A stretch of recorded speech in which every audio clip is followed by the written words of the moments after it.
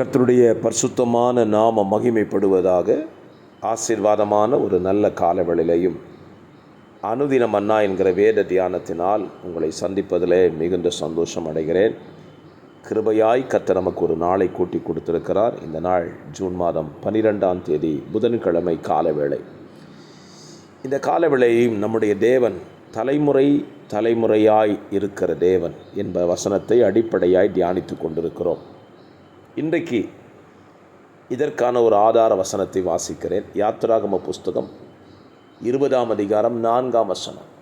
நீ அவைகளை நமஸ்கரிக்கவும் சேவிக்கவும் வேண்டாம்.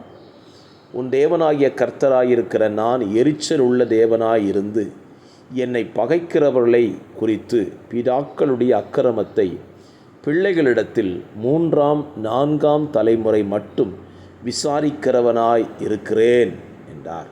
ஸ்தோத்திரம். நம்முடைய தேவன் தலைமுறைகளுக்கு தேவன் என்பதை நாம் மறந்துவிடக்கூடாது. நேற்றைக்கு தியானித்தோம் அவர் இரக்கம் செய்கிற தேவன் என்று சொல்லி. இன்றைக்கு அவர் நியாயம் விசாரிக்கிற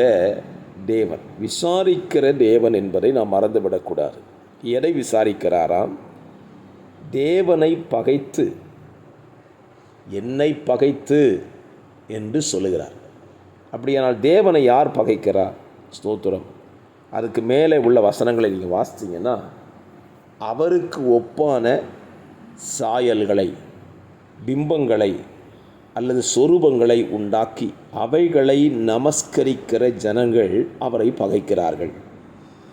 இன்றைக்கும் ஆண்டவருடைய பிள்ளைகளாய் இருக்கிறவர்களே இயேசுவை போல பிம்பங்களை, புகைப்படங்களை வைத்து கொண்டு நாங்கள் இயேசுவைத்தான் ஆராதிக்கிறோம் என்று சொல்லுகிறார்கள். ஆண்டவர் சொன்னார், என்னை நீ பகைக்கிறாய். நீ என்னை பகைச்சா நீ பகைக்கிற பகையானது உன்னோடு மட்டும் நிற்கிறதில்ல, அது உன் பிள்ளைகளின் அதாவது 4வது தலைமுறை மட்டும் அதை விசாரிப்பாராம். என்னை கேட்கிற அருமையான கர்த்தருடைய பிள்ளைகளை, உங்கள் வாழ்க்கையில் உங்கள் பிள்ளைகளை கர்த்தர் விசாரிக்காமல் இருக்கணும்னு சொன்னால் ஆண்டவரை பகைத்து கொள்ளாதிருங்கள். அவருக்கு இணையான எந்த சொரூபத்தையோ ஒரு புகைப்படத்தையோ அல்லது ஒரு சிலையையோ உங்களுக்கு வடிவமைத்து கொண்டு அதை அனுசரிக்கவோ ஆராதிக்கவோ சேவிக்கவோ செய்து விடாதிருங்கள். அவர் ஆவியாக இருக்கிறார். அவரை ஆவியோடு தொழுது கொள்ளுங்கள். அப்பொழுது உங்கள் பிள்ளைகளுக்கு நன்மையை வைத்து விட்டு போவீர்கள். ஜெபிக்கலாம்.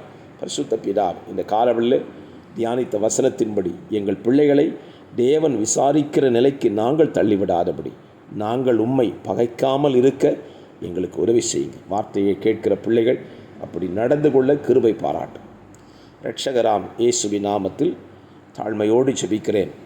இந்த நாளிலே உம்முடைய ஜனத்தை நீர் அப்படியே வழிநடத்தி உம்மை நேசிக்க உதவி செய்யும். இயேசுவின் நாமத்தில் ஜெபிக்கிறேன் பிதாவே, ஆமென்.